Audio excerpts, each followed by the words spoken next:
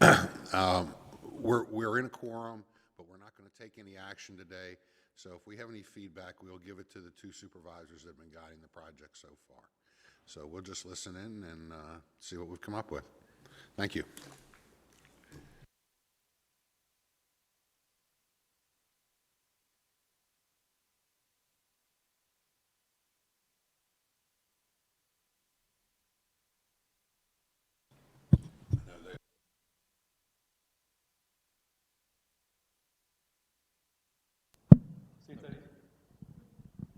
All right, thank you. My name is Chris Haller. I'm with Dewey Engineering. As Mr. Sterling had mentioned, this is an update on the schematic design for the proposed library. What you'll be seeing today is pretty much the completion of the schematic design phase. And with that completion today, Gensler and their team of designers will be providing us with the information, some building sections, some outline specifications, and so forth, so that we can prepare a preliminary budget estimate and do a preliminary constructability review for you as well, for your consideration. Just let me double check my notes here.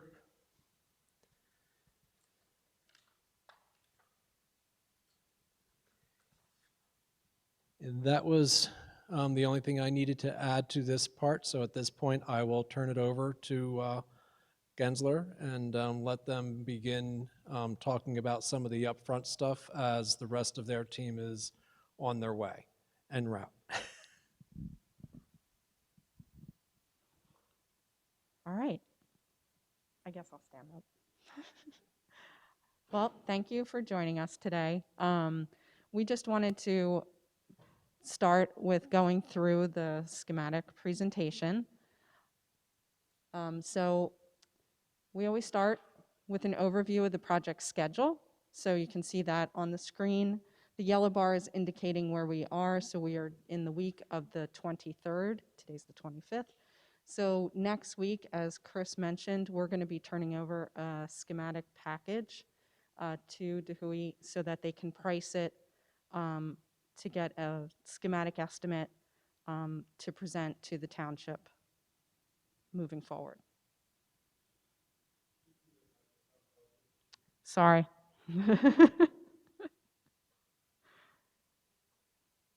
I'm not used to, being on stage with the microphone. So first, we'll take a look at the program goals. We know that this wanted to be a multi-generational hub, a business employment incubator, a platform for the arts, and a traditional and modern library services.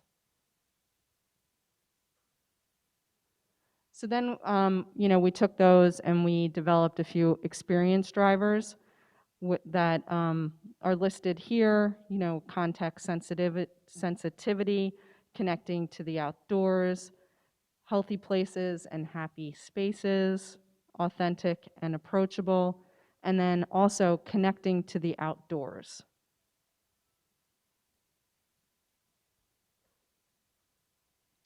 And as we design, form always follows purpose. So we have the program goals that are eventually going to align with the experience drivers. And we stitch these together to form the DNA of what will be basically the Black Rock Library.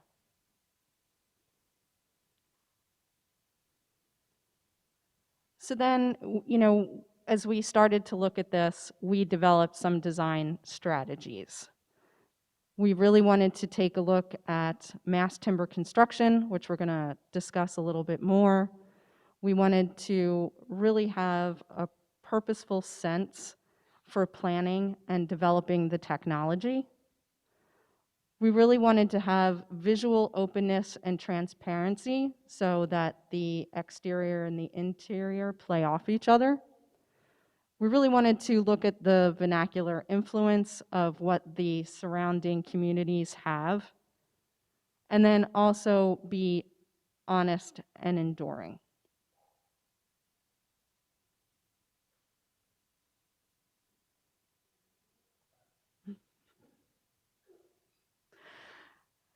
So we really like to identify that strong ideas are the glue that will allow us to work as one hand and the fuel that will carry a project through.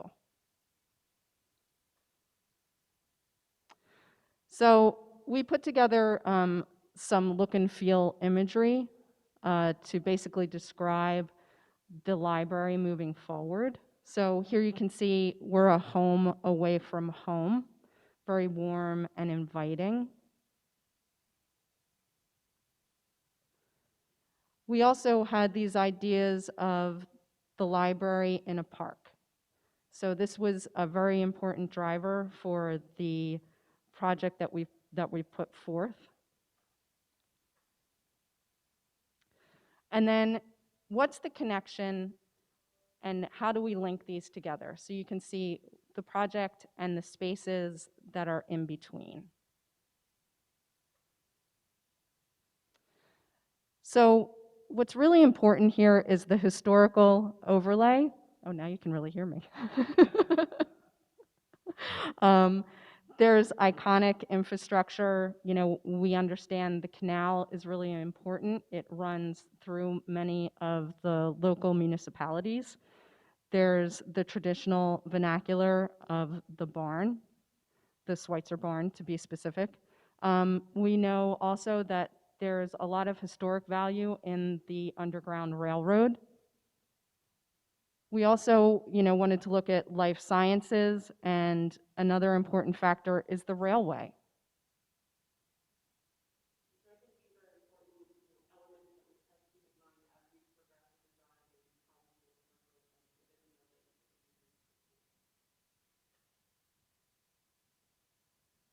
So we really took a look at many of the design forms that already exist here or in the surrounding area. So, we're taking a look at the administrative building, the police station, and then, of course, the future fire station. So you can see, again, the roof line and the pitch. We've related this to our project. And also, you can see how that also relates to the Schweitzer barn that we were using as a historical reference.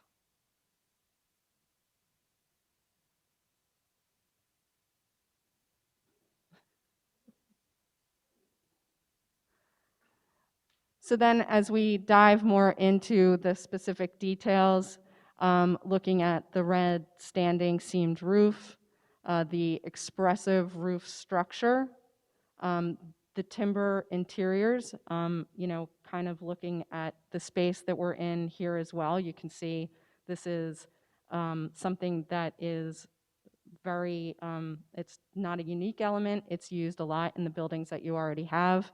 And then rubble stone. So these are all elements, again, that we're looking to incorporate into the building as we begin to design it. So we really wanted to look at mass timber construction for this project. Again, most of you have probably seen on the news, there's a lot of issues currently with supply chain. The costs are going up for a lot of building materials, and what we've been seeing a lot is that there's stabilization with using mass timber, so we've really looked at using this on the project. It also gives that feel of warmth and just a coziness to what we really want to develop for the library. So it's also one of nature's, we also wanted to take a look at nature's free building materials. We have daylight, fresh air, and views. So you can see here, what this does to our system. Views really decrease headaches, it decreases drowsiness, and it decreases eye strain. Also looking at daylight, we all know daylight is very important and it improves mental health. So we really want to be cognizant of bringing a lot of daylight into the building. It also decreases sick building system. And then of course, fresh air. We all know right now fresh air is very important in buildings. So it really also increases productivity, decreases absenteeism, and also increases brain function. Okay, so looking at the site, we really took a look at the topography and the opportunities that those brought to the project. We really wanted to work around the trees that existed. We know from discussing with Jen and her team that we might also have to add some new trees, but we really wanted this to be, again, a library in a park and also have a very forestry setting. So we're utilizing the flat portion of the site prior to where it drops off to the homes behind it. And then also what was important to us was the solar orientation. And as we move further into the design, you'll see also why that's really important and how we've incorporated a solstice moment. Sure. One of the other benefits to this site is obviously what we're currently doing with the Emergency Services Center. You can see in the first diagram on the left, the retention basin is noted. That was sized when it was built for the Emergency Services Center to handle runoff from another site uphill from the fire station, as well as when we were planning the Emergency Services Center, the utilities for that building were extended past the building, anticipating at some point in the future the township would be doing something else on that site as well. So we don't have to go back into the Emergency Services Center site to address the utilities for what we're proposing now as well. I just wanted to make sure those items were pointed out.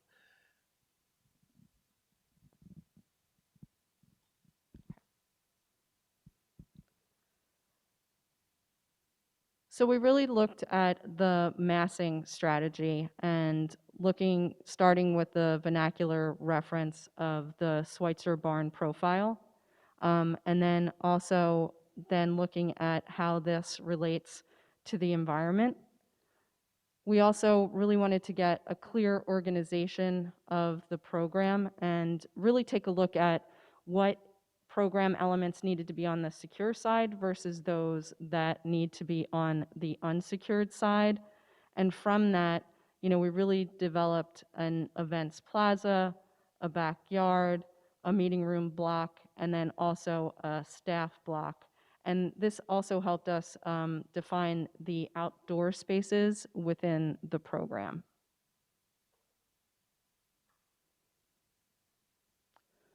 So taking a look at the aerial perspective, and is Kathy on the phone? Okay. Sure. We're pinch hitting here from our pumps that are still on the road, so bear with us. So looking at the aerial perspective of the building, you can see how we took all of those previous elements that Jill just spoke about and have integrated them. You can see a pitched roof, you can see the solar panels on the roof, right, taking advantage of what the land gives us. And you'll see a backyard, which we will get further into, we'll dive in, as well as more of a front plaza, which is where you come off of Black Horse Road. So again, talking about the site plan, you'll see number 1 here. This is where you come off of Black Horse Road and you come in and looking at the parking spaces. And then you'll see the building is oriented as such. And this number 2 horizontal line that you see here is the rubble wall, which is a continuous unit that you will see throughout the project that really helps divide the secure from the non-secure space. And having this open plaza in the front, which again we'll get into. Number 7 being, where vehicles can come up, drop off people to go into the library. With this dashed line overhead, you'll see is a porte cochere. And then number 9, off to the firehouse, is more of a grasscrete type system, so it will not encourage vehicles to go down that way, but it does allow for the emergency access to that street, as well as number 9 over here would be an emergency turnaround, which also would be grasscrete that would discourage members from driving down all the time. You'll see you come through the rubble wall to this back kind of staff parking area, and the rubble wall also serves as a screen to the back of house stuff, whether it's mechanical equipment. I think we have an electrical and dumpsters and such that you wouldn't see from out front. Yeah, so you essentially have no back of the house, you have no backyard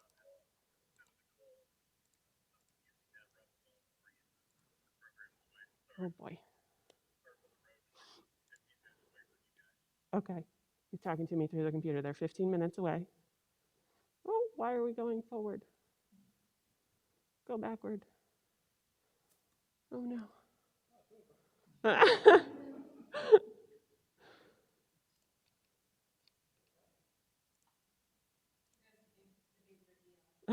No, I'm sorry.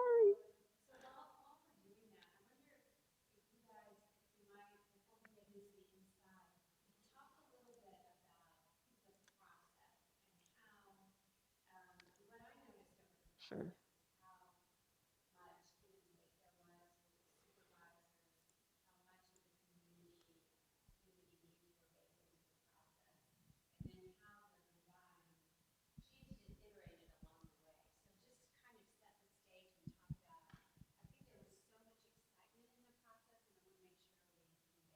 Sure. So I think when we first started, it was, oh, excuse me. When we first started, it was based on, our ideas. And then we really had the opportunity to hear what the community really needs and some of the elements that you really wanted to incorporate. So we've had numerous meetings where we've received feedback, and it's been a very positive process, as Debbie alluded to, that we took the information, we went back, we've modified the spaces, we've incorporated some great elements that we want to wait to really explain when you see them on the screen, so that it is the big reveal. But it has been a really good process over the past, I want to say, 2 months of us meeting and really learning a lot about what the needs are of Upper Providence Township. And I didn't know, Al or Lori, if you wanted to add anything either to how you think the process has been going, or?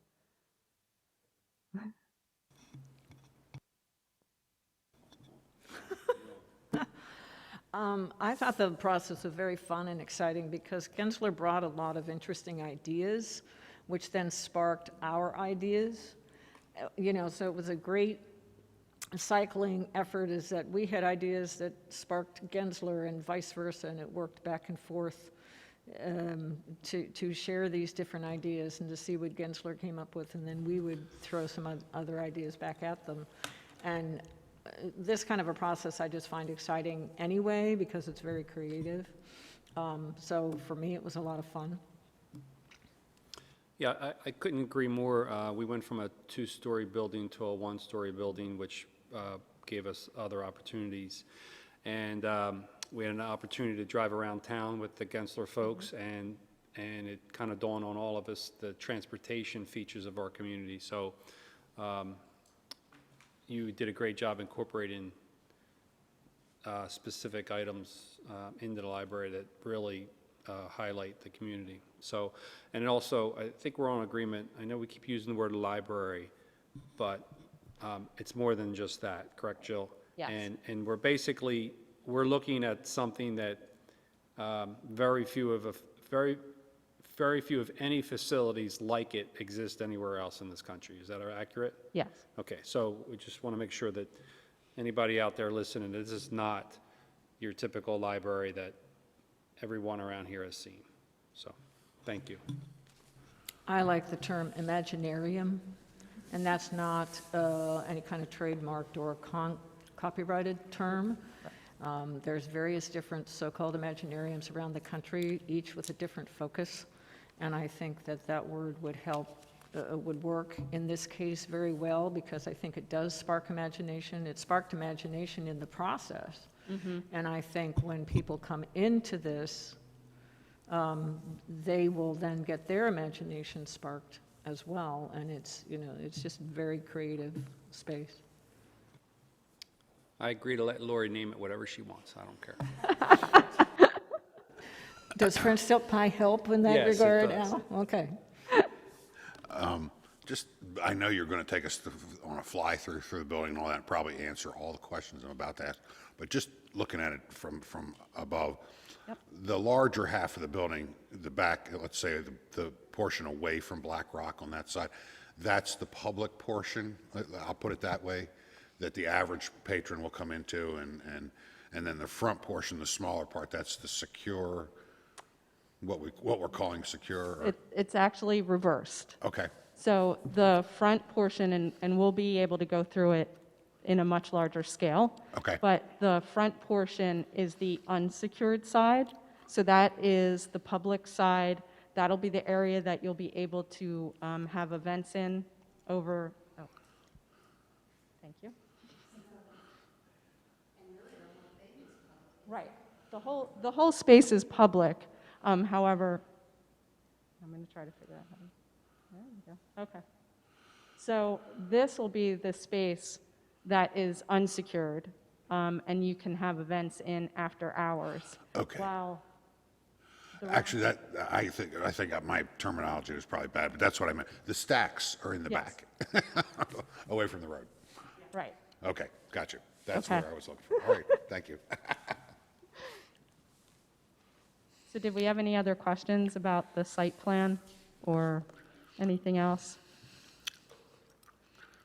I don't think so. I like the labyrinth. That makes up for the no tree house out, so.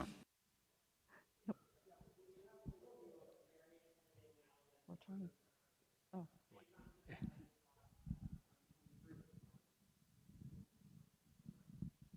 One of the things that I've been very impressed with, Gensler's working with Gilmore in this, and they're actually going to do a tree survey and a study and look at the different species that are natural to the site and try and work some of the site elements around those trees to see if we can save them. We want to save as much of the natural species as we can. I don't think there's that many of them, but I think there's at least some that are worth saving.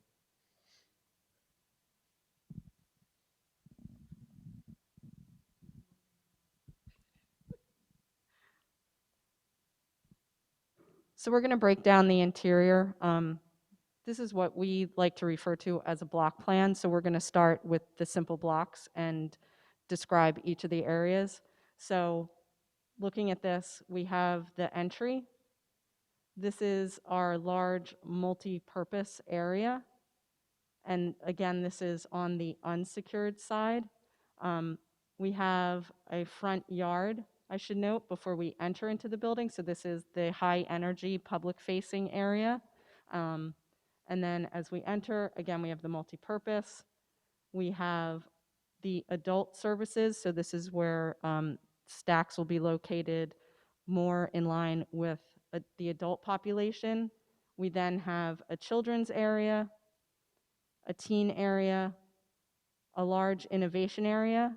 Again, because as Al mentioned, this is not your traditional library, so we have a lot of program that is more tech related. And then we have an administration area. And then let's not forget, as we enter, we have a large backyard where we're utilizing a lot of the site.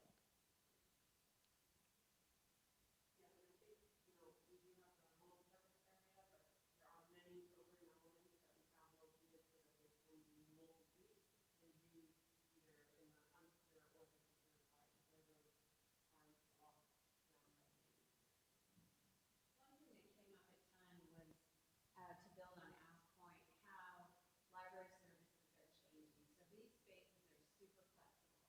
And library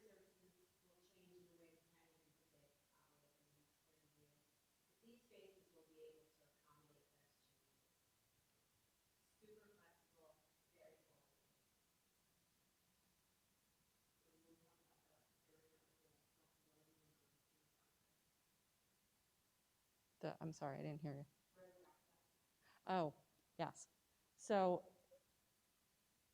to further Debbie's point, what we have planned for right now is the area I just highlighted to be a raised access floor that will give the utmost flexibility moving forward so that as your needs change within the library, it'll be very easy to relocate items there, even if they're furniture-based, stack-based, anything that requires power, it's easily relocated based on where the access floor is. It also allows us to provide a lot of the mechanical systems under the raised floor as well as the electric service, so that once we get in to look at a lot of the renderings, it leaves a lot of the space above us free of ductwork and other items, so that you get that really clean line of the roof.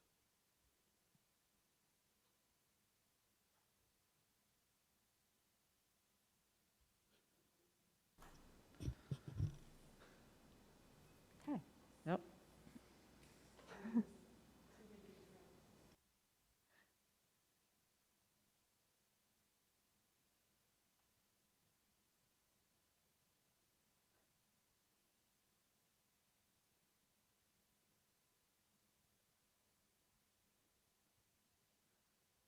Technical difficulty. So again, as Emily mentioned, our multi-purpose area that we showed before incorporates a lot of different program items. We enter into what we're calling the den. Item number 27 is a cafe that we're anticipating the township could look at partnering with a local coffee vendor to provide coffee service all throughout the day. Next to it, we have a demonstration kitchen, which would be a great element to add for educational purposes. You could have people come in to present various ideas on cooking and other items associated with food service. Then behind that, we have a career center. So this would be a really good element for businesses, people who need business services, very similar to what you would find currently in hospitality situations, but again, giving flexibility and areas for the population within Upper Providence Township to use. And then next to it, we've incorporated a meeting room. You can see here, it has a lot of glass, a lot of natural daylight. This will also have AV capabilities. And then below that, 31, we have the large multipurpose room. So this would be for various events. And we've looked at various setups. So you could have banquets. It could be for a play. Also, there could be some type of concert after hours.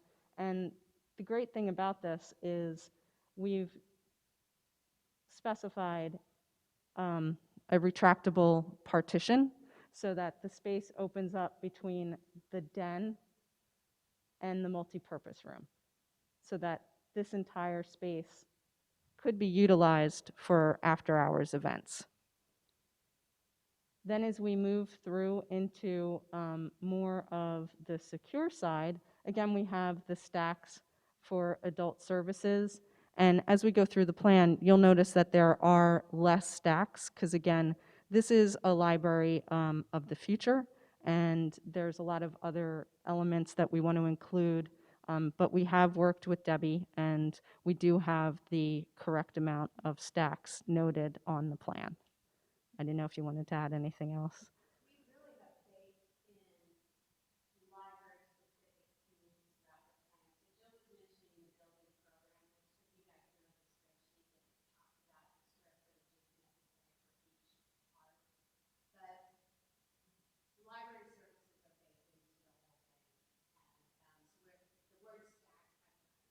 really accessible shelving with books and all other kinds of materials. People take up more space than books. There's a lot of space here for people, and that's really a crucial element of this. So Debbie, real quick, so your point with the inventory, so LS&S would provide the inventory of, for lack of a better term, books for to go in the stacks, and it would be a specific inventory, but it doesn't need to be a massive, and you're going to provide us, or you would suggest an inventory that's appropriate for the library and for our community. 100%. So we've already done that work Right. to determine what kind of books and materials are most wanted by the community, how many linear feet of shelving with FACADE. We've already done this calculation, and then done some calculations surrounding electronic books. So that's already been no surprise. Sorry, I'm an old person. I use old words like stacks, but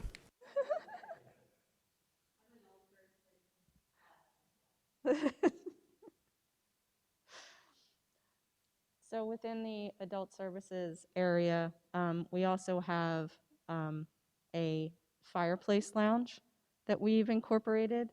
I forgot to mention in the den, we've also incorporated a fireplace, again, to really like bring in that warmth and homey feel, so that when people are visiting, you know, it's an environment that they really want to be in. They really want to sit down, they really want to enjoy well, I keep saying library, but the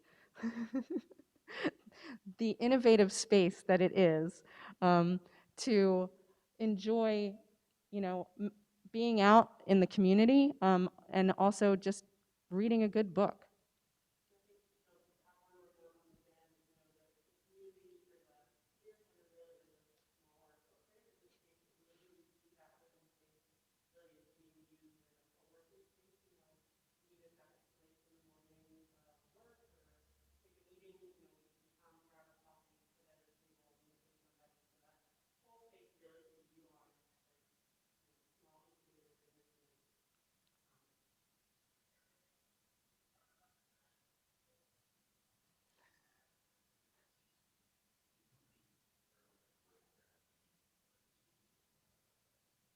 Okay.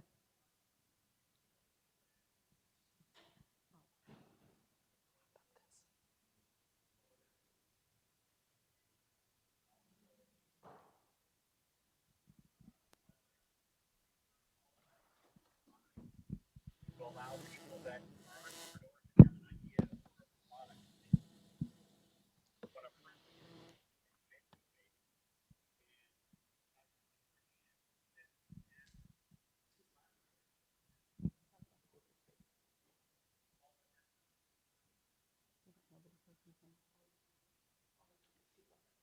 Okay.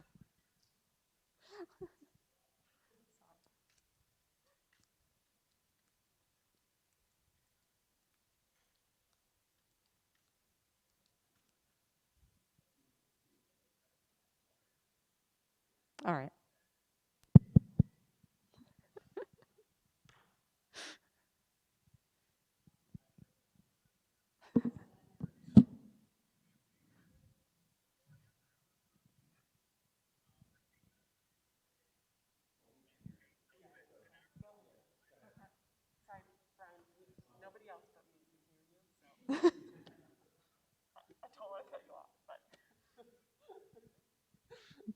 Brian, we'll let you repeat that when you get here. Sorry, we're having all kinds of technical difficulties today. So within the adult services, we also have incorporated some booths for people who want to get together as a group or sit alone. We also, next to the adult services area, as we move down the corridor, we have the children's area. And within the children's area, we have a children's program, we have early childhood interaction, and then we also have homeworking and tutoring. So we've developed 2 single rooms here where You can have individualized or group tutoring. And then we have an open area as well, which is not enclosed by a door, so that you could have even a larger group for children's tutoring. We also have incorporated stacks, and as we get into looking at more developed plans, you'll see some of the furniture that we've developed for the children's area as well. Yeah, and I think just to touch on what Jill said is, we do have these program elements, and so they're very nicely placed to divide up the different services areas, so that, the adult services area does have this almost mass between them that will help keep the sound from traveling from the adult services to the children's to the teens. So key locating those type program elements really helps divide the space, but also serves a function. Next to the children's area, we have teen services. And then off of teen services, if we go back out, we have our 2 podcast studios. So this is where the technology element of the library really comes into play. So we have our podcast studios, and then we have a recording studio, as well as a video production studio. And then we have a really nice touchdown space outside of these. And right now we're showing quite a bit of glass into both of these areas, so people can sit outside and really take a look at other people as they're developing their podcasts. So it's more of a very interactive environment. Next to that, we have our digital technology area, which is more of a computer-based room. And then next to that, we have our maker space. And this is really the messy lab, so this is where people can really get into building things, 3D modeling, some wood shop materials. Yeah, And- so there is an important adjacency between the two, right? If there's a laser printer or a 3D printer in that space, you will model it on the computer, and then you would go next door. So we are showing almost like a garage door between the 2 spaces, so that they can be opened up for a larger type program between the 2.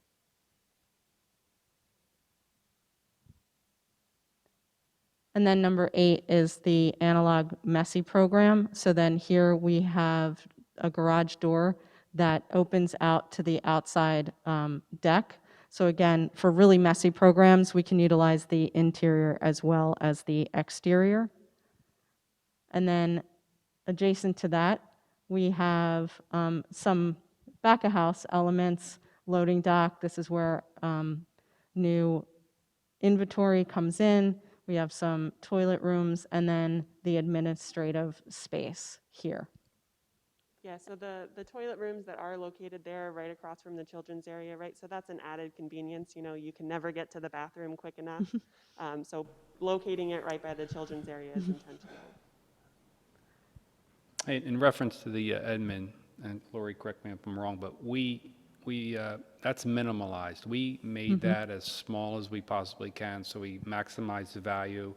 So of course, staff needs a place, but they can be very mobile within the building, and people don't have little kingdoms where they have little offices, or offices where they have little kingdoms. That's not going to happen here. Yeah. Out in the building, engaging with the public, and even though these spaces, even though it's a maker space, some messy spaces, it really is, everything is kind of mixed together, or certainly can be. So it's really important to know that we're not going to be, you can only be in this room to create. We're going to be creating throughout the entire building.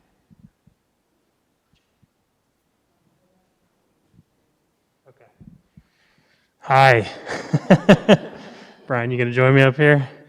So I've got to get these knots out of my stomach real quick. This guy has a lead foot, so we tried to make up as much time as we could. But where'd you leave off? Administration? Yeah. Yeah. Yeah. Sure. Well, Brian, do you want to say anything about that? About the library?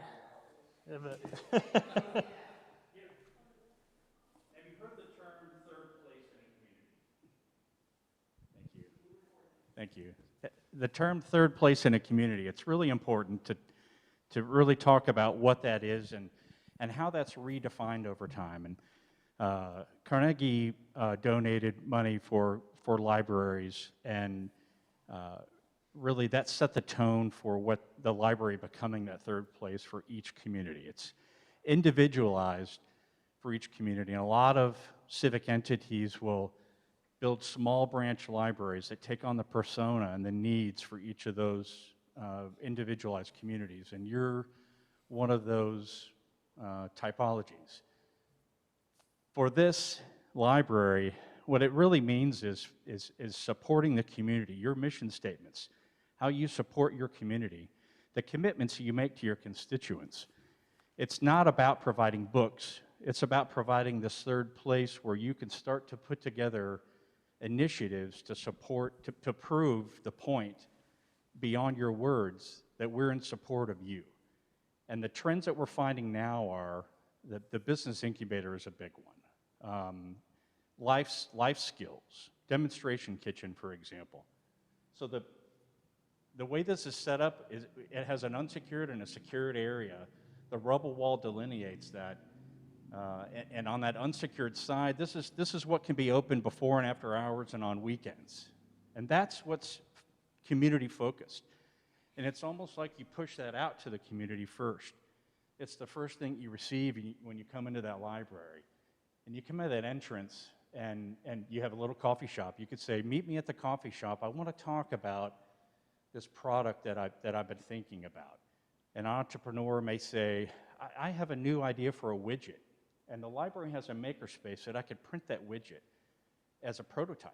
And I can have something in my hand to help me with that conversation to talk about what kind of support, what are the next steps as we figure out this collaboration. I'm meeting this partner for the first time, and we're signing up together to take this business venture on for this widget. And now the library is there for support. You know, what patents exist that are similar to this? What are lessons learned we can find out from other, entrepreneur ventures like this? Are there partners that we can partner with? It becomes a one-stop shop as a business incubator for this. This is one of the biggest emerging trends that's happening in libraries, and it's blurring the line of library. In fact, libraries aren't even being called libraries anymore. Libraries may be dying as the term library goes. They need to be redefined. If you just keep copying and pasting what libraries have been in the past, they will die. They are not serving the communities. You have to stop and assess what the community needs and start to design inside out and find those moments of support. Yeah, so, based on the great work that LS&S did, we've sort of designed a bespoke library or cultural center for you guys. And so instead of going sort of room by room, and I think we can come back to the plan and sort of investigate that closer, but like Brian mentioned, the big parts are non-secured, secured. We've got a lot of hardwall functions up along the top that are maker spaces, podcast studios, and things like that. And then all of our collections area is hyper flexible, so adult, children's, and teen services can all be pushed and pulled based on the needs of the library. I would like to kind of get into some of the views, so maybe we can go to the next slide. Just one thing that we haven't touched on. Sure. Is the group meeting rooms and the adult. Yeah, that's a good point. So the adult services area is really close to some group meeting rooms here, and an adult lounge with an adult outdoor sort of breakout area. We want to keep those a little separate for sound reasons. But also they partner with the non-secured side. So after hours, if there was an event on the non-secured side, you could have access to these group meeting rooms. In the typical library operation hours, the adult services would have access to those group meeting rooms as well. So it's kind of doubling up on program. So. And it makes sense to think about what activities you want to give the community access to. So I'm an Eagle Scout, and I would love to see Eagle Scouts be able to have their ceremonies here. My daughter's a Gold Star Scout, so it'd be great. This is something we don't have in my community. It'd be great for this community to be able to support that initiative and its citizenry with the smaller and the larger meeting spaces. And you could start to see what the events might happen in the multi-purpose room, how it opens up onto the den and collects that space. Everything in this library is designed for at least 2 to 3 activities for flexibility.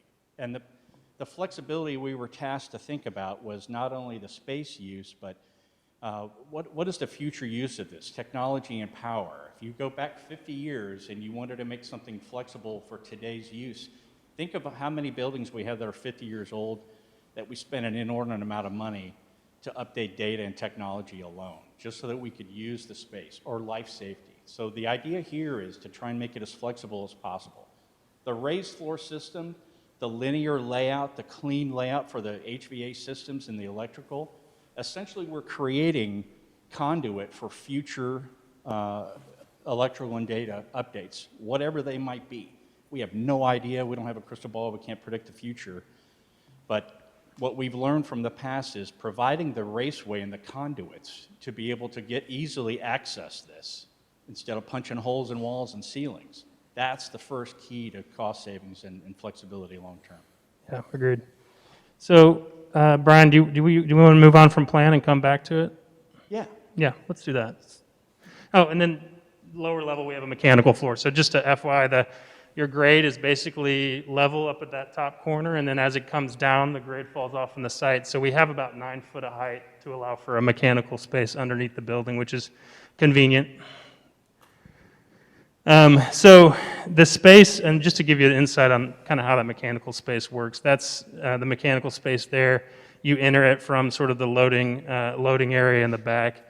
But this building section is kind of the main form of the building. So a lot of program is being loaded to the north side, a lot of the hardwall program, but all the program to the south end of that is very flexible, so the mountable walls and raised access floor.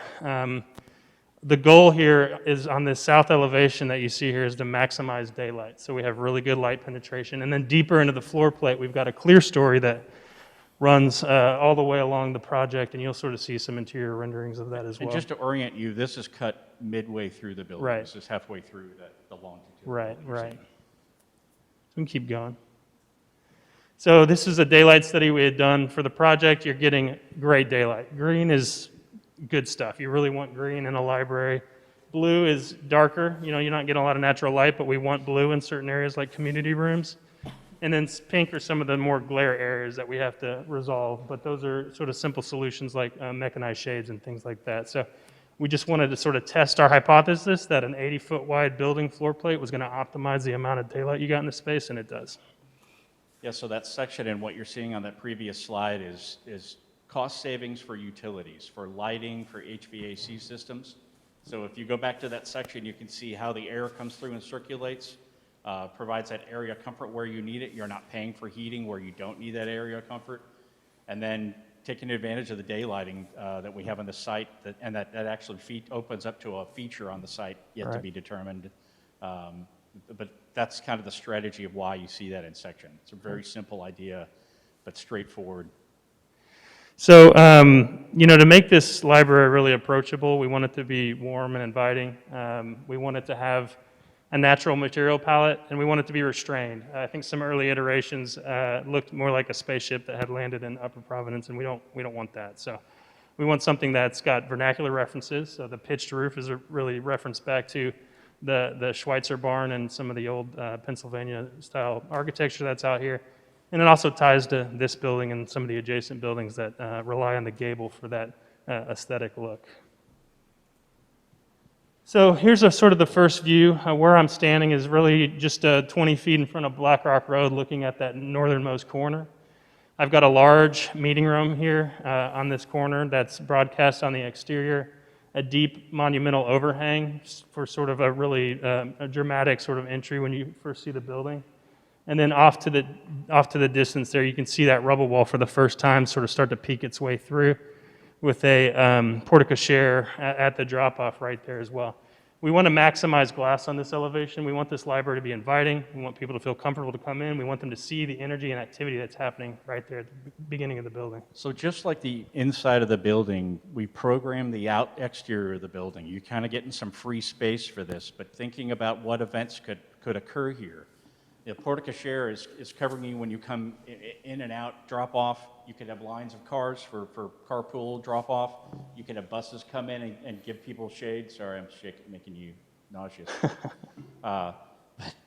This is also a place where you could line food trucks. You could have events here in the space. So the multipurpose room and the public spaces that are available after hours, you could still take advantage of the parking lot and the lineup on the rubble wall, and you can imagine just having some food trucks, or for a music event. You can grab your food, come into a town hall meeting or whatever is happening in that space, and then you can ascend through the backyard and take advantage of that space. Right. All one kind of cohesive space, blurring the line of inside and outside, taking advantage of that outside space. Yeah.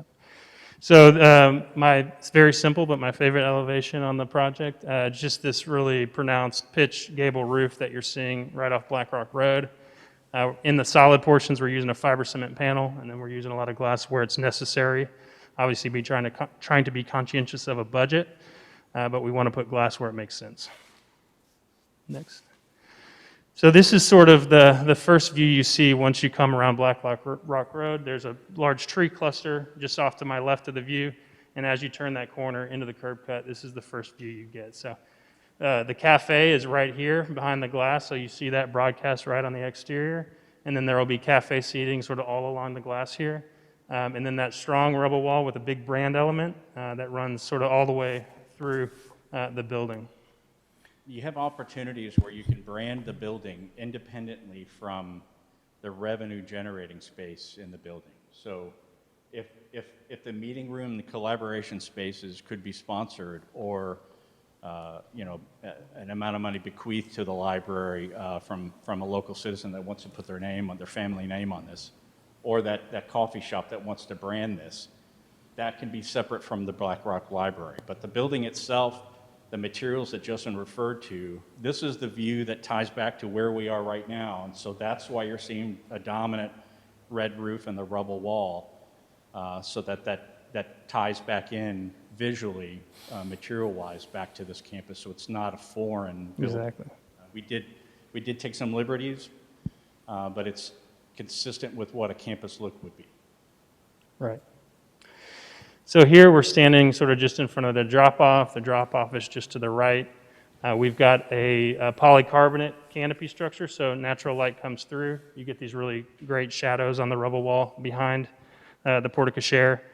The porte-cochere extends out just enough to cover the parking spaces and someone getting out of their car, and it covers the sidewalk, but it's pretty much limited to about a 15-foot width there against the rubble wall, and that leads you up to the building. And what's nice about this is this gives you a fully accessible drop-off zone. It's, the accessible no curb lip is not just at the building, it's actually that entire run. So you don't have to worry about mobility impaired issues. That's available for all of them. It's kind of equal facilitation for that. Question. So that's new, the way you have it configured, and it looks great that way, because prior to this, we were talking about moving that, it was coming out further.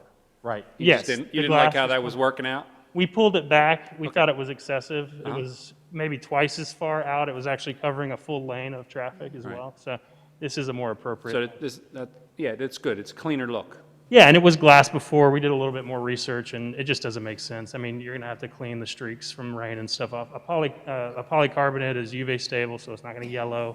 Okay. You're not going to see the rain streaks on it. We do need to plan for it to slope back to a gutter up against the rubble wall, but these are all things we've dealt with before. There's an opportunity to pull it back from the rubble wall, so you still get this dramatic lighting on the rubble wall where it makes a sense as a backdrop for that branding element right there. Is it clear or opaque, that polycarbonate? It's translucent, so Okay. you can't see clouds through it, but you'll see daylight come through it. Okay. So you will too notice we go from our asphalt paver to a higher level of paver in front. This has the opportunity to be a really special outdoor experience for events, and you can go to the next slide, Emily. But it could be a place where food trucks can pull up. It could be a place where you have certain outdoor events for STEM nights or things like that. And so a lot of opportunities out here. But we really see the front yard of this as a high-energy, public-facing experience. When we get to the backyard, we'll talk about how that's a little bit more contemplative and serene. In the next phase, we'll start to think about what are those activities and really see if it fits those activities and to make tweaks in the designs. But what's really nice about making that change in the material here is it gives you a little pause as you're driving over it. Should that not be full of cars, you know, whenever you drive over the pavers, you get a little audible alert as you're driving through it, and Right, slows you down. you tend to slow down and pay attention to pedestrians more. Exactly. At the end of this, we're going to have a slide with 3 QR codes. You can use your smartphone, get your camera out, and you'll be able to kind of get inside the experience. So we'll kind of wait to the end to do that, but just know there's a VR experience of that front yard. So we can keep going. So this is our view of the backyard. Off to my right, just to orient you, there's the adult lounge, which is that little peninsula of program that extends out along the rubble wall south of the project.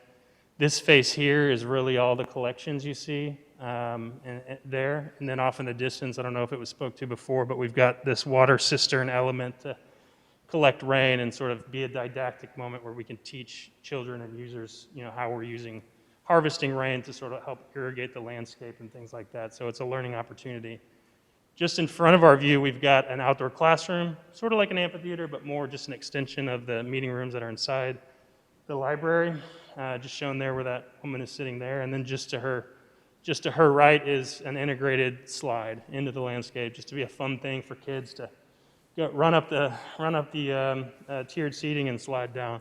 Before you got here, we talked a little bit about the process and how we've integrated things that we've Exactly. learned from the community along the way. And, you know, these slides and these amphitheaters are things that we took from those. Yeah, good point. It was funny. We had a big session where we posted a bunch of images on the wall and had different individuals come up and put green dots on things they liked and red dots on things they didn't. And I think we had 3 or 4 green dots on an image with a slide integrated to a slope. So we thought it made sense to integrate that. You have this dramatic slope on the site already, and the idea was to take advantage of that with some kind of interesting geometries that could allow different activities to happen. So you could sit this en masse and have this be a part of an audience that is in front of a concert or a speaker or a graduation commencement. But they also create little isolated spaces for a teacher to come out and sit in the shade and have their class sit down and have a little moment here to talk and compose themselves before they come out and engage some other STEM activities. I do have to say, we always show these 30-year trees, so just keep that in mind. You know, you'll also see these drops along the way. Brian was talking about the topography and how it falls off. So each of these is about an 18-inch drop, so it's seat height, and that happens sort of all the way down to the lowest point of the site. Well, the lowest point's where we're going to drain, but to a flat part of the site, which we've included a labyrinth based on some suggestions, just a contemplative moment. And in future steps, the planting, the maintenance of all of this will be investigated with its final use. It really hasn't been determined. Right, yet, but right. It's kind of a that'll be placeholder major for consideration in the next phase. Exactly, yeah. So yeah, just behind that tree cluster you saw in that previous view is sort of the outdoor breakout space for the collections. Coming straight out of the adult collections area. Also behind us, there's an access point for the teens area, so the teens can sort of use this pathway to get to the broader outdoor breakout space. This is an outdoor extension of the library. Libraries traditionally have been averse to outdoor space, and we think that's a shame. It's a real missed opportunity, particularly, we know you have cold days, but you also have a lot of beautiful days out here as well. We deal with the heat in Texas, but on those beautiful days, would love to have the opportunity to go outside and engage the outdoors in any way I can. And so why not take advantage of that kind of space for more revenue generating? So this could be a VIP experience space. If you have a concert or any kind of event here that might take on the front and the back. I would pay to have my family sit in this space and be catered upon and food and drink and kind of be out of the elements, you know, out of the riffraff of everybody else. But why not take advantage of that amenity? Again, something that could be designed for 2 or 3 different purposes, again, with that idea of flexibility. Sure. So this is a view from the far southwest corner. These are those water cisterns I talked about, and this is that south elevation. You can sort of see how the topography really comes a lot lower here. In fact, our access to the mechanical ventilation is right there. You know, Lori had a great idea last time we all got together, and it was maybe to have a mural or something on these cisterns. I'm going to butcher the name, but this is a painting from the Larapi tribe? Larapi tribe? I'll have to look it up. But the local tribe that was here, Indian tribe that was here. So another opportunity to, The Lenni Lenape. sorry, Lenni Lenape, Lenape? yes. Okay, You did butcher it. I did butcher it. It's one thing to read it, it's another to hear it. Placeholder. I think it'd be a really cool thing if you had a competition, you know, with the community to come up with something for these cisterns. And then the winner would, you know, get their stuff on the cistern. But just another opportunity to broadcast the rich cultural and historical heritage you have here. So I'm going to forget that. I won't be able to say that again. And again, when we get to the end, you can come up here, take pictures, and we'll get those VR experiences going. So moving inside, similar type of thing we're doing here. I think the main thing we want to hit home for the user is an extension of their living room. We want this to be a true home away from home. We want people to feel comfortable coming here. Many parts of this library, we want people to be able to pick up a phone call, have a semi-loud conversation with a friend. This isn't the kind of library you go to where you're going to get shushed. There are going to be spaces in the library that are definitely more quiet, but this library is a little bit more high energy where it makes sense in the plan. So first view, once you come into the space, the vestibule's behind us. That strong rubble wall is running all the way through the project, all the way out the back. That hallway there gets you to the adult lounge and the small group meeting rooms. Just in front of us is the cafe. Just to the right of the cafe is a fireplace that divides the den into sort of two different experiences. You can see the beautiful wood texture in the roof. We're using a live oak type of wood. That it's really going to depend on who your mass timber manufacturer is, but there's a lot of, I'm sorry, not live oak, Douglas fir. There's a lot of Douglas fir manufacturers out in Canada. That's probably one of the local, closest mass timber manufacturers you're going to find. But we are really having a fun time with how we articulate the sort of metal connections and how the columns hit the floor and things like that. So having a lot of fun with, you know, metal and wood. The space itself, in the back, we've got an acoustical wall. We've looked at a couple different products, but the one we've shown uses a perforated metal panel with an acoustic baffle behind it. And so with the perforations, you can create an image much like the bridge from this town that you see broadcast on that white wall behind us. Beyond the cafe itself, we've got the demonstration kitchen. The window's open. We've got some TVs positioned above the demonstration kitchen window to sort of show what the chef is doing. So a lot of really cool opportunities there. And that window can also pair with an event. Let's say there's a large event happening in the community meeting room.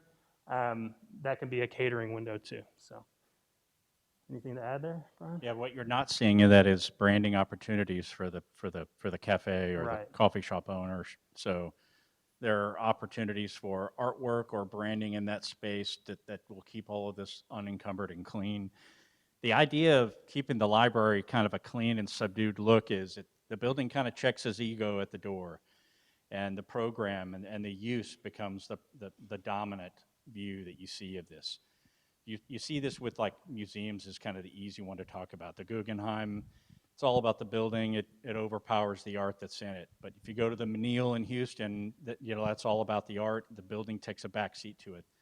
This building is taking a back seat by subduing and kind of pulling in those elements as a continuous background for you for the program and the community. Yeah, good point. So if we go to that next slide, for the first time, you kind of see these gates inspired by the local canal lock gates here that we visited. And so that's a real cool opportunity to have a secured exit that opens, you know, when library hours are in, and then closed when this is, you know, have after hours function. So kind of lock down the library back there and then open up this space for outside events. There's a lot of opportunities to talk about local culture and history of the area. And so the locks themselves, you know, we may be able to pull from the drawings that exist to get somebody to make an exact copy of those canal doors and use those here. And then you have moments where you can actually educate people on where that was taken from. Let's talk about this in the community. You'd be surprised how much stuff in the people's backyard they don't realize is there. And you start to pull from that. You know, the beautiful bridge photograph that takes up the large wall, there's an opportunity to educate someone on those items. The Underground Railroad, the railroad systems here, farming. There are a lot of opportunities in this building that haven't been fully explored yet. We're just touching the tip of the iceberg on what those opportunities might be. And the next phase, design development, is kind of the phase that we get into that. What is that design experience now that we're here, now that we've designed this space? Let's start to tweak that in.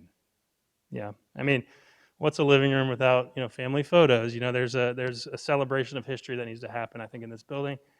What's a living room without a fireplace? You know, these are the kind of things elements we're using to emote an experience. So we can go to the next slide.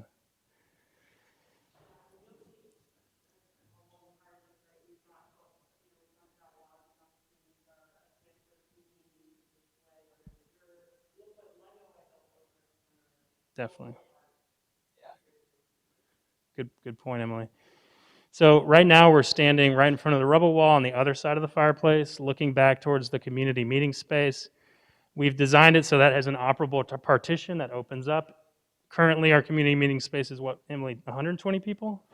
120 count? If you wanted, you could extend those chairs out into this space and have a much larger event. We love the idea that there's sort of an arts component here where, you know, children's theater or, you know, a dance recital or something can happen in this space. Yeah, there'll be a control room in that space, and there'll be a GUI interface that you'll be able to push a button and say there'll be somebody at the lectern, or this is a black box theater in the round experience. You know, we're designing spaces for ISDs to use those for competitions, and this is one of those kind of spaces that can be used for that, to kind of supplement the community. Yeah, great. And then again, we'll have a VR experience here at the end. Here, squared up on those lock gates, once we get past the lock gates and through the RFID scanners, we'll be in the library proper, the collections. So again, you kind of really see that we wanted that warm roof to just go through the entire space. So we capped all of our program pieces in the collections at a 12 foot. So there's a 12 foot, what we call datum line, that runs all the way through the site. Nothing really goes above that. So you can let that wood structure just fly on through. And we're providing areas of intimacy. So you have this field that's quite beautiful of the mass timber and the structure, but then you have opportunities where you have a secondary fireplace and a smaller little intimate place to sit and pull down, and the carols that are over here in this area. Just for the record, that's Lori's fireplace over there. Right. That one right there, yeah, we'll Yeah, square up on that's yours, that. Lori. I thought all of them I might were. sit there too.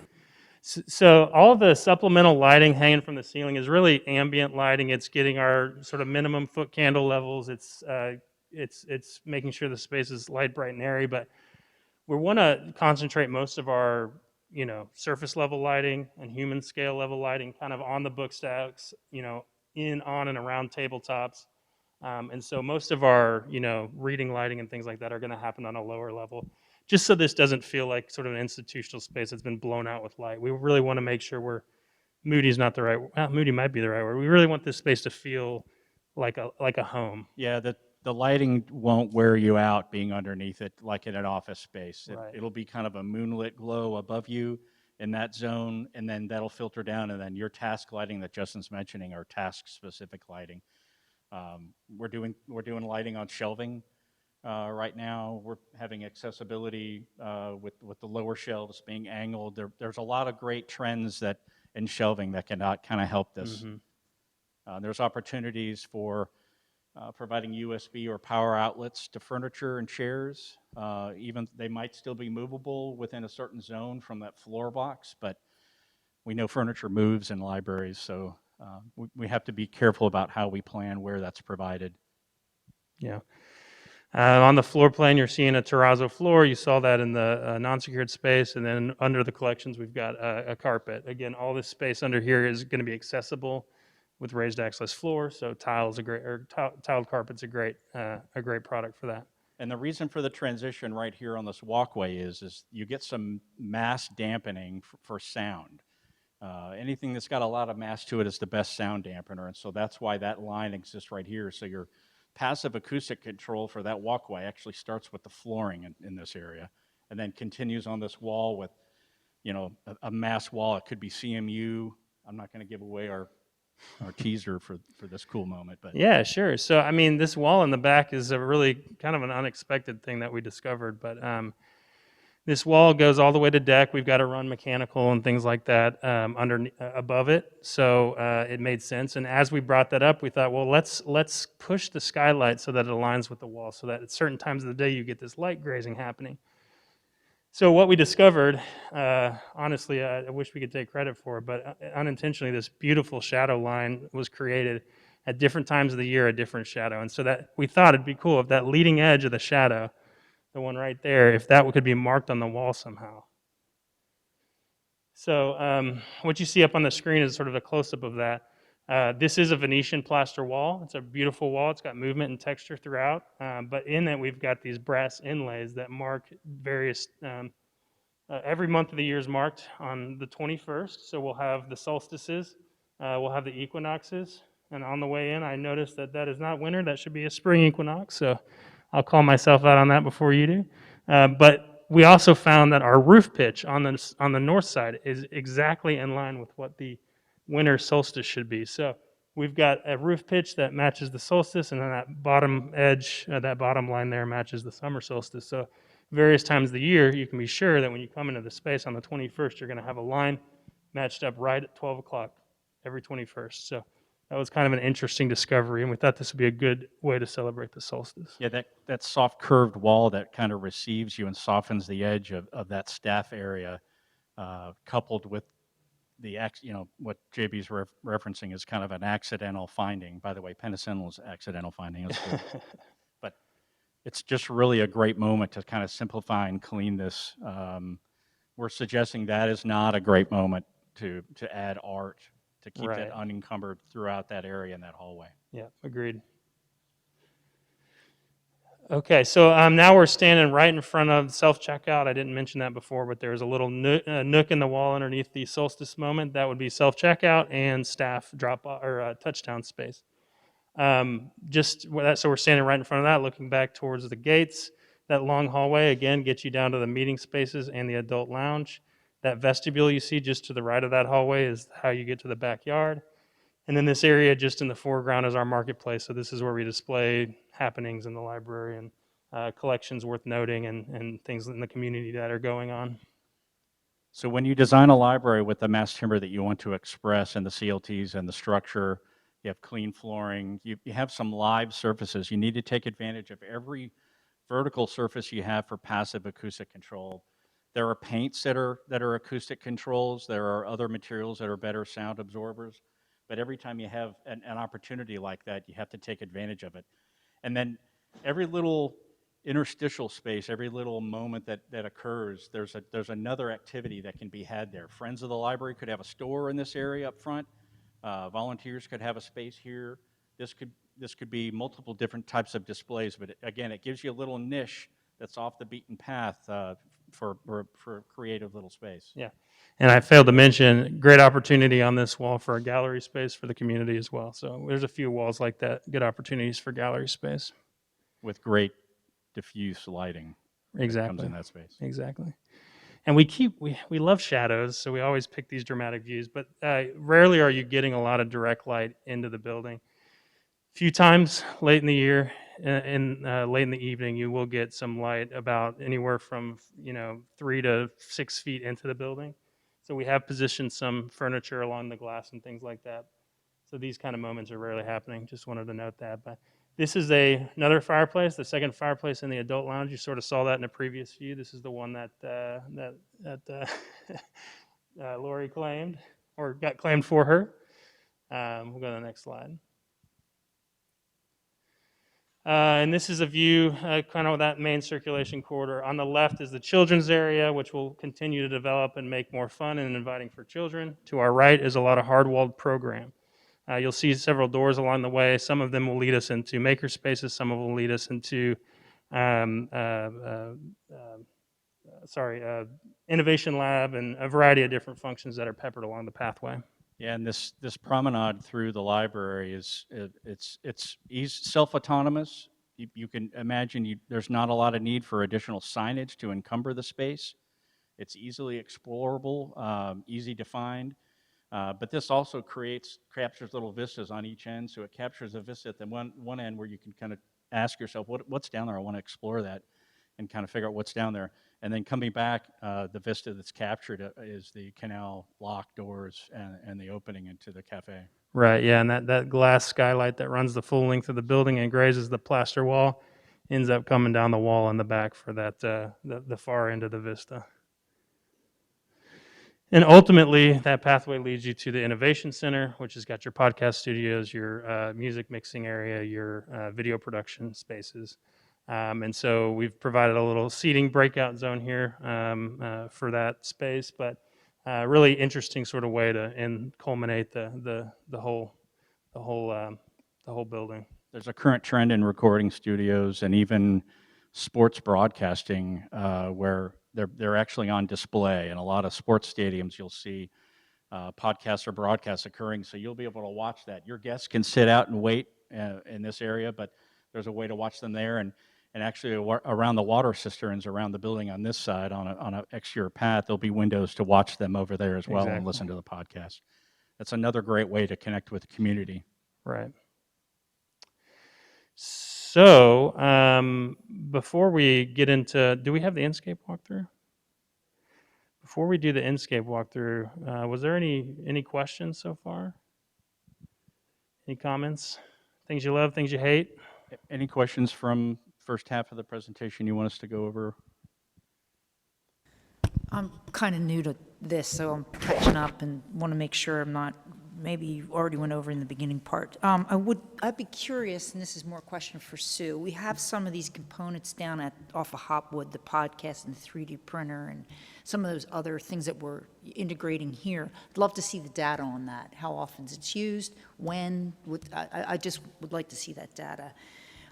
Secondly, I saw the adult space. It looked like a pretty busy space, and it's right next to the kids area, and there's no real divider. The wall comes down. Is there quieter spaces for adults to sit if it gets too chaotic right there? Emily, if you could go to the overall plan, I'm glad you asked that question. So this reading room, and as you head down that procession down the rubble wall, these meeting rooms are isolated, but the most isolated is that adult reading room. This is the soft seating, best diffuse natural light that's coming into that space. This is where all your periodicals usually are left in this space. This is going to be the space you're going to want to bring your coffee and sit in your usual seat with your usual reading. This is that space that's pulled away from it.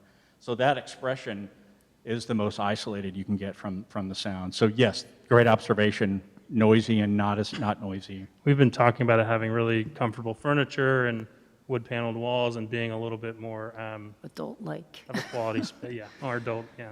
So you'd get your book, you could get your book from the adult service and then walk down that hallway. That's what the process would be, okay. Absolutely. And that's potentially available on weekends before and after hours because it's on this promenade.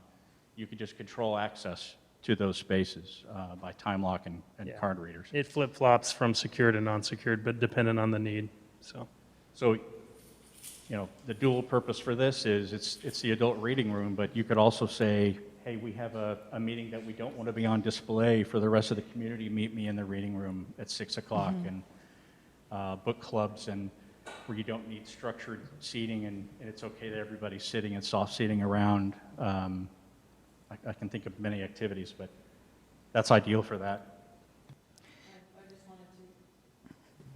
I just wanted to bring up, as you guys know, that I really like the idea of the various solstice markers on the wall, and as a friend of mine labeled it, book-henge. bookends? I like it. Oh, yeah. Book-henge. Yeah, sure. I think that's good. Bookends. I like it. Yeah, we could do that. I hadn't thought about it. Sometimes when we're doing these, those names pop up, and I always wanted to be in a rock band. I always wondered if that's how rock bands got their names. I have another question, the outside space, and I know you hit upon it a little bit, but is there a plan for the larger acreage as a whole, or is that's another team? So we're going to explore that in the next step when we engage more with the landscape architect and the civil engineer. But we've Okay. identified what could be opportunities for something to focus on. And initially, have we decided that this is a maze or?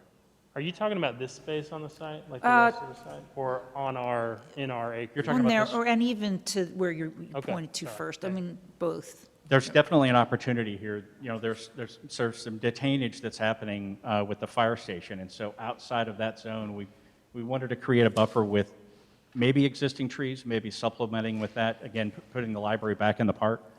But we've definitely identified opportunities for what this is, and we've had a lot of conversations of bouncing around ideas of what that could be. That could be an open space that you could sit and put a lectern out there and have an outdoor graduation ceremony. You could have speakers, you could have authors come and autograph books and have an option for an outdoor event versus indoor, and if it's inclement weather, use the indoor. We talked about concerts could happen there, high school concerts, Battle of the Bands. The building itself creates a nice noise buffer from the rest of the site and the Black Rock Road. So this could be quite acoustically separated from traffic on Black Rock Road, even though you're pretty close to it. And But that's kind of the next phase of getting into, this first phase schematic design is, so let's put the walls and doors and the roof where it needs to be. Let's figure out how much this is going to cost, and let's start to put some value engineer ideas to dialing this in for size. The next phase is design development, where we don't want to move walls and doors. We will if we have to, but we want to start getting into those small experiences and really make the spaces pop and perform well.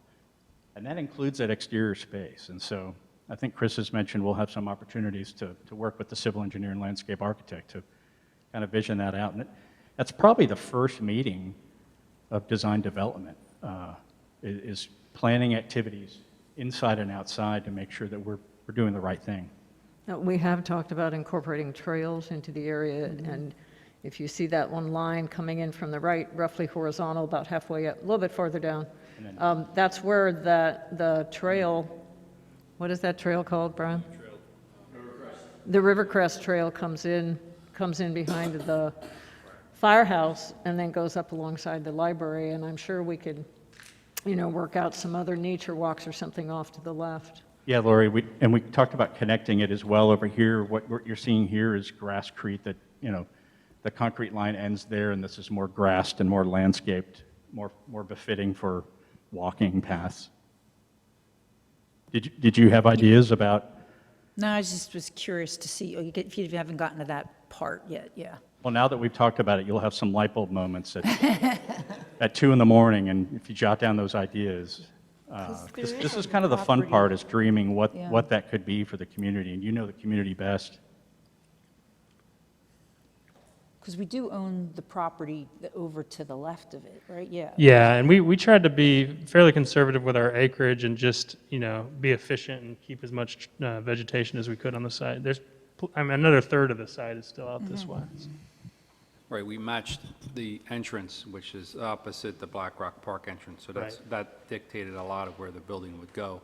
Because if we moved it to the other side of the road, we would destroy all of that forested area, so that's why the building sits where it is. Yeah, and initially, for other cost savings, we're hoping to keep as much of the middle caliper trees that are in this area and really make this a library and a park.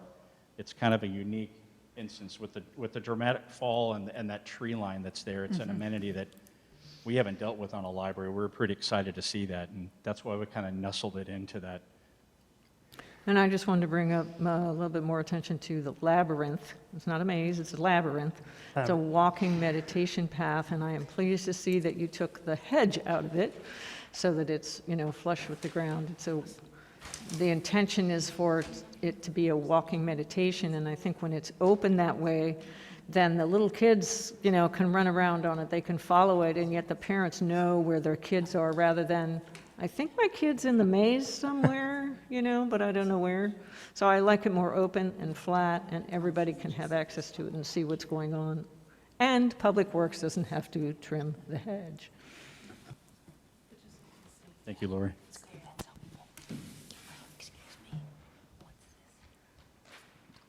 showing them the scale of your layout based on the balance of the site, so the entire site, Yeah, so you really see that scope. so you can see yours inlaid next to the fire station as well. Yeah, and you get a really good sense of the scale at Fire Station now. This is open then too. This is the basin. The basin, yeah. Yeah, and this is open, and this is where the trail comes up across the street during the pedestrian crossing and continues along the access. And we have it ending here with the fire station. Oh, thank you. Speaking of engineering, thank you. Any other questions? Okay. Yeah, I think, so this is a rendered walkthrough. We can go anywhere inside the building you want. I think it might be good to start at our solstice moment and show sort of how the light hits the wall. Not sure it's set to the right time of the year or not, but. Oh, super driver here. I can drive.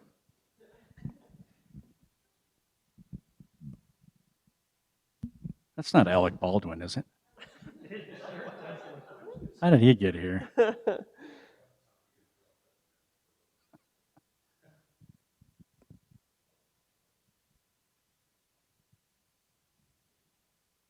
if it's set right. Oh my gosh, it may not be. Maybe too late in the year. There we go. Okay, so yeah, I mean, this was, just kind of as we were playing with the time of the day, looking at the model, we noticed this really cool line, which is in line with a lot of our planning strategies and our filleted corners, rounded corners, sorry. And so, yeah, you can kind of see, I don't know what time of day this is set to, but you can see how that sort of follows the lines quite nicely. So at noon on the 21st of every month, it's going to hit a line. Not sure what day that is, but. It's really expressive to walk into a building and your eye comes up and you start taking in the space, whether it's the first time you've been in the building or the 100th time you've been in the building. This kind of plays onto that. You don't want people to show up to your library every 2 weeks to return a book. You want them to engage this building multiple days and explore it and find new ways to engage this building.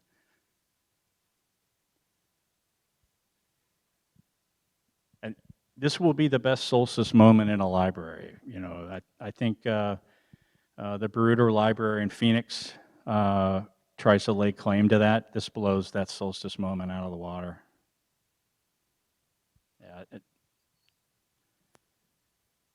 Yeah, and the reason we chose a Venetian plaster is just because at certain angles, there's a little bit of a texture to a Venetian plaster, and you can really see that texture shine on that wall quite nicely. So, this moment here is only going to happen sort of at high noon in the summer, but it'll be cool when it does. We've included a linear light fixture that works the full length of the corridor so that we do have lighting in this space when the sun isn't coming in and in the evenings. But this allows that wall to be grazed by light, when the sun isn't coming through as well. I mean, as you can see, as we're walking through the space, there are many opportunities to talk about character elements, art, displays, fun elements. We haven't talked about, maybe a small rail car and the rail lines that turn off of the main path into the children's area and give them their little space that's their size, with their size opening. They can bring a soft pillow and chill out and read a book. There's just a lot of moments where the building becomes its own PR entity to help you with fundraising. There's so many ideas, there's so many exciting elements here that that kind of advertise the library itself on an ongoing basis. Yeah, and a lot of this space is still yet to be developed. I mean, we're sort of just finished up schematic design, but this space here, for example, is an example of what makerspace could be. We'll have large garage doors that open up to the back, so that if there's messy activities, or let's say a beer brewer wants to come in and give a class on brewing beer, that can be done outside, where we're not going to make too much of a mess. Yeah, and that has direct access to that space behind the rubble wall, that driveway. That's another thing that's occurring right now. Another trend is getting messy stuff into the library, messy and noisy stuff into the library. That's a great way to do that with that overhead door in that space. Right, and the other activity we've talked about potentially happening and allowing for the additional flexibility of, pull down power so that power can be used anywhere in the space. Maybe you have a sewing class, teach everybody how to sew something. These are the types of spaces that can be used that way. And the two spaces can be combined. There's a movable wall separating it. So again, additional flexibility for those spaces. So there could be a coding class that happens in the innovation lab right here, and then the wall opens up and the kids go, or adults, go next door and they do Arduino, making little robots and things like that. These two spaces are partnered together for that reason. And they're located at the end of the library near the teen area, because there's a couple of things we've noticed from library directors. They like to use the teens as like a supplemental IT group. They're the best IT people in the building usually. But it's also where they might go to engage with and just have some fun with some of the activities. The libraries are still doing full gaming systems. Gaming systems are still popular for teens with soft seating areas. You could have activities in there for gaming events or competitions.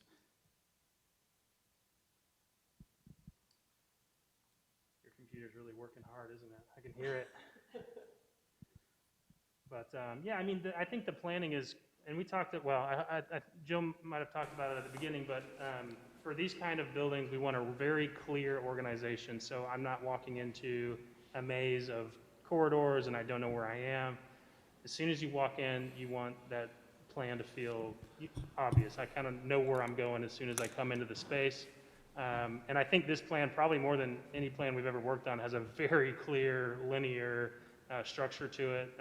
So we really are pleased about that. But it doesn't give away all of its moments at once. It Right. lets you explore and find. So you kind of have to walk through the building to find each little activity.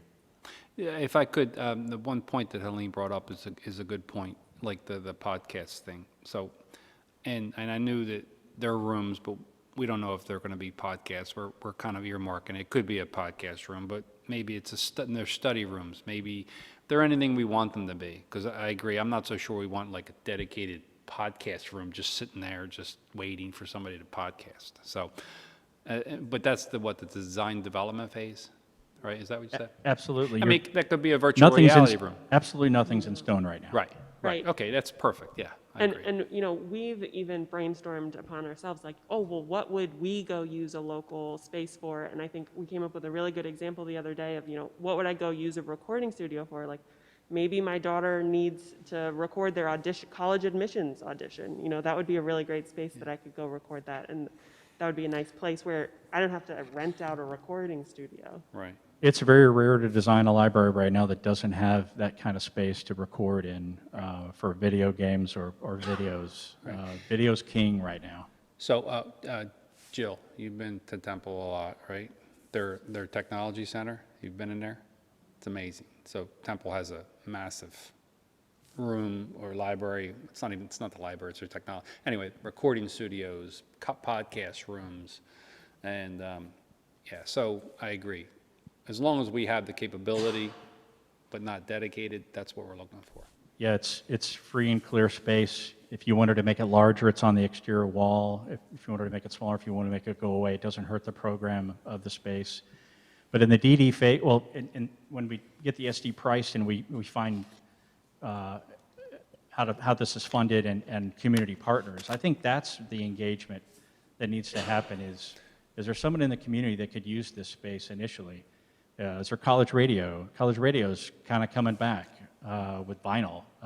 So we're doing something in North Texas that There was an idea thrown out that College Radio wanted to move into that space because the University of North Texas wasn't supporting them anymore. But there are a lot of different activities that can happen for that. And so in the DD phase, I think we need to put all feelers out and see what kind of responses we get back from the community engagement. It could shock you, some of the things the community tells you that they want this library to do for them.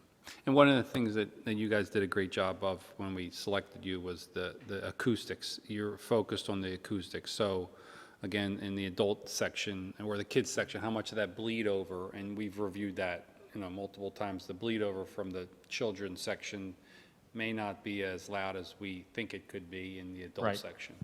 Yeah, and I just want to make a clarification. Noise will come out of the children's area into other areas, but if you could go to one of the other renderings, the reason the walls are stopped at 12 feet is to provide that passive acoustic control. It's really just stopping as much noise and killing it on that surface, much like a theater or performance hall.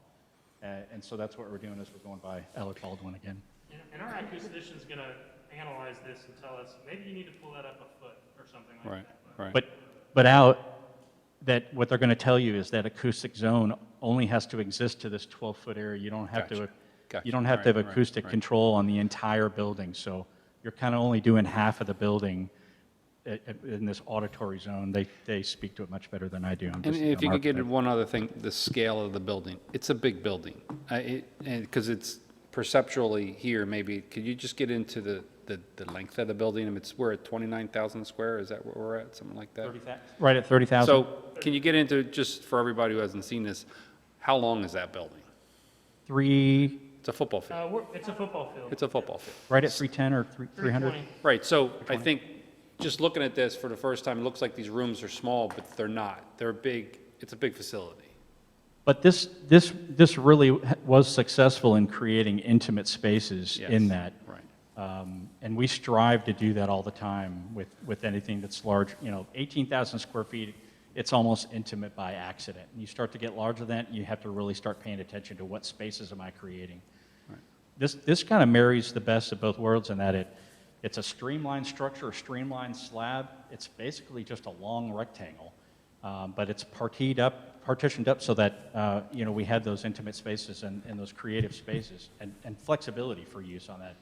I mean, you may decide in 50 years this isn't a library. It's some other civic building you want to sell it off as an asset. It has that kind of flexibility to it. So then, sorry, I just lost my train of thought.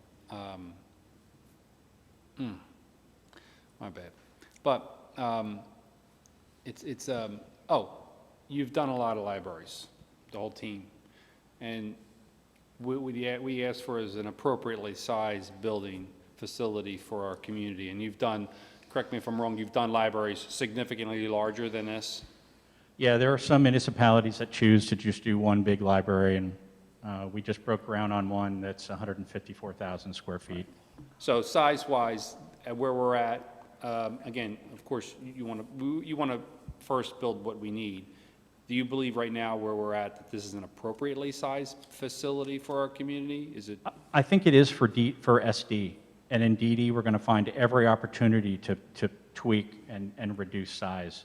If we're able to cut the building by 6 inches on one length, that's 6 inches by 320 feet. That's significant savings, right, on cost savings. Okay. You're right in the wheelhouse of where these community-embedded libraries are at 25,000 to 30,000 square feet. Okay. You're right in the wheel. Makes sense for the community. It's just pushing and pulling the envelope that's holding the program together. Which we're not at yet then, right? We're close, but we're not quite at that stage of tweaking. You don't have enough information to make those decisions yet. Gotcha.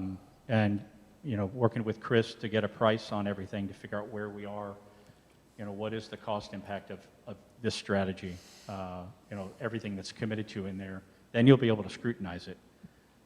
Do I really want to put this percentage of the construction cost to that for the community, yes or no? Okay. You don't have enough information yet to When make you that say we decision. don't have enough information right now to make these final decisions as far as sizes for different things and what's included, is that what you mean? When you Well, say that? we haven't done a cost estimate yet. That's the next phase. So Chris is going to lead the cost estimate. He probably has already started doing so. He'll have these documents. We have narratives. We've broken up finishes in each room. We are actually ahead of the game on the engineering portion of this as well. Typically, we wouldn't engage the engineers at the level we have until the next phase. But we asked them, what's the most efficient we could do? That's where the idea came up for the underfloor mechanical room. We can't take credit for that. Our engineer came up with that idea. It's much more efficient. That allowed us to use the race floor where we wanted it. So we did make decisions in an informed manner, but really, on your side, I would want to see what is the cost of all of this? What is my commitment to this now that I've seen this? So, We'll take all this information, start putting a budget estimate together, we'll reconcile it with the design team just to make sure, you know, as they're making some assumptions as we go through the schematic phase, we're gonna make some assumptions as we start putting the budget together. So we just need to make sure we're on the same page with those assumptions, then we'll present that to the township. I love the addition of a kitchen because I like to cook, but I'm wondering, and we could all talk about that, but we do a lot of demonstration kitchens in community centers, and libraries always ask for them. And I think it's a perfect match for this. Again, it's, you know, teaching wellness. There's just so many great aspects to this. You could have celebrity chefs pop by and have fun activities, sell tickets to it, or it's kids teaching their friends, their grandma's favorite cookie recipe, which is what my kids did with my mom's cookie recipes. So she I think if invited you're her going to this friends, and they all extent, came add in. the And kitchen. yeah, I Said mean, if you're going to this extent, add the kitchen. That's just my. yeah, Right. yeah. And- Sure. Yeah.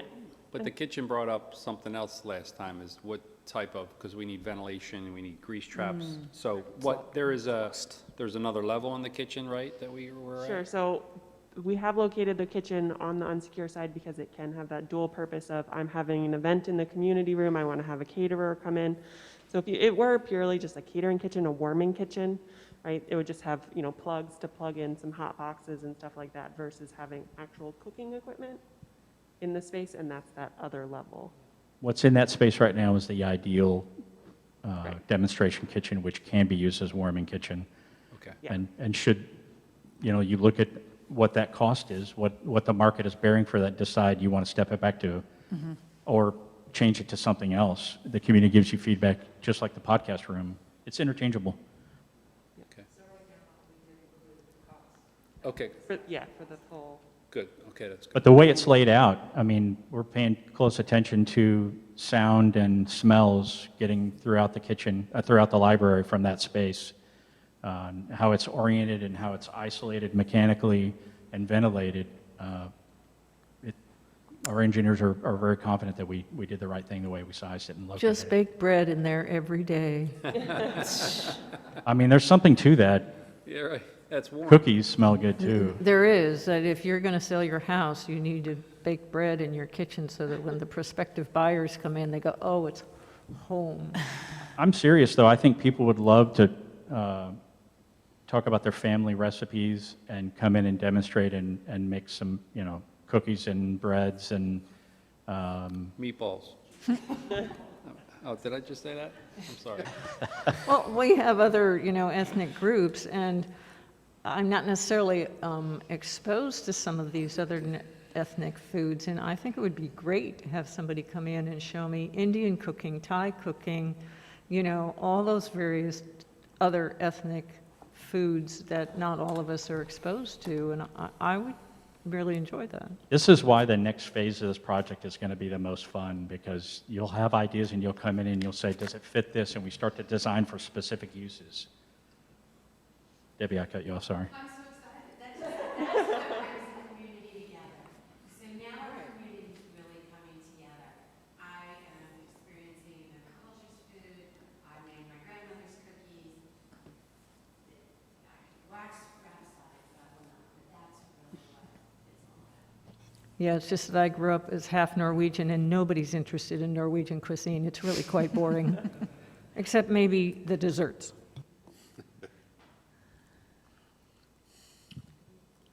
Any other questions? Can we get this PowerPoint sent to each of the Board of Supervisors, please? Thank you. If you like, I know you have screens in front of you, you can use your camera to sort of pull some of those VR experiences up. I don't know how the Wi-Fi is in here, but if it doesn't work, you can do it from home, so. It's working. Oh, yeah. So I think the one that really gets you in the space the most is the first one. That's that den space. I think that one's really compelling. The other two are the second image or QR code is the backyard, and the third one is the front yard, just to kind of give you a sense of the simplicity of the space and kind of how it feels on approach. And if you've got VR goggles at home, you can plug those in too. But So what's really fun about this is as you start to engage for funding, you can actually take this QR code and scan it in the spot on the site where that will occur before the building's there and kind of walk around and see and experience it where you will experience it. Yeah, and you can move your phone around, but you can also stay still and move it with your finger. oh, I didn't know that. You get a little dizzy. If you get dizzy, you can freeze it. The VR goggles make people dizzy. Yeah, yeah. So anyway, I think it's just a good, helpful way to kind of help you understand the space. It always feels so much bigger when you're in the VR. I always say, we look at these landscape format presentations, the buildings always feel low and long, and then you build it, like the fire station up here, I'm always surprised. I saw the renderings, and then I see it, it's just this tall thing, so it's always interesting to see it in VR.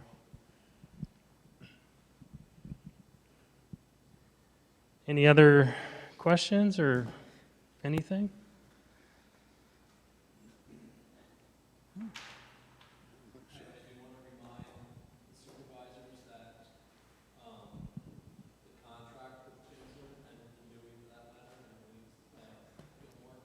Is through the schematic and the fundraising phases. Should you choose to go beyond that to the design development and the construction document phases, there would need to be a board action to approve those pieces of the contract. The fundraising, and I know it's not your job, but where are we on that? I don't know. Is it a? I think Tim would be the right. Tim, okay. I know that they've engaged someone, and maybe Debbie, you could offer a little input on that. Sure. I have just a little bit, but Tim certainly is the point person, but I believe that they have conducted, I think, all of the interviews. I shouldn't speak quite so boldly. I know they're working on the case statement, it might be done, and my guess is that they're working on the report based on the. Brian, do you know? No worries. I mean, it sounds like it's in tandem with what you're doing. And I think it's in progress. Yeah. It's definitely in progress, I don't know where. I like the name. BlackRock? Library, I like that name. I like Imaginarium Bill. I'll fight.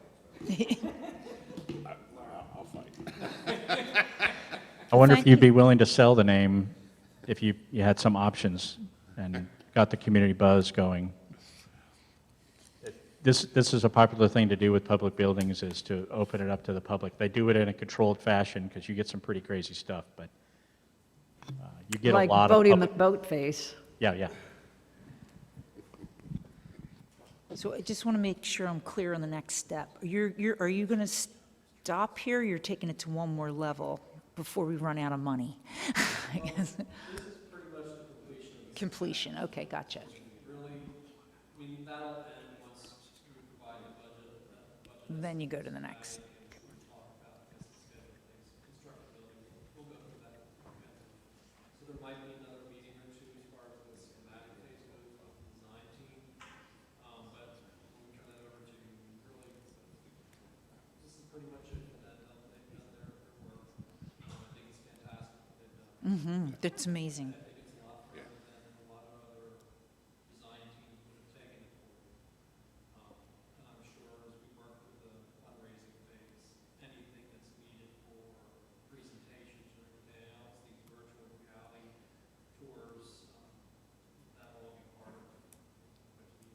we'd be honored to take this to all the next logical steps. You guys did a great job. It's beautiful. Thank you. Thanks.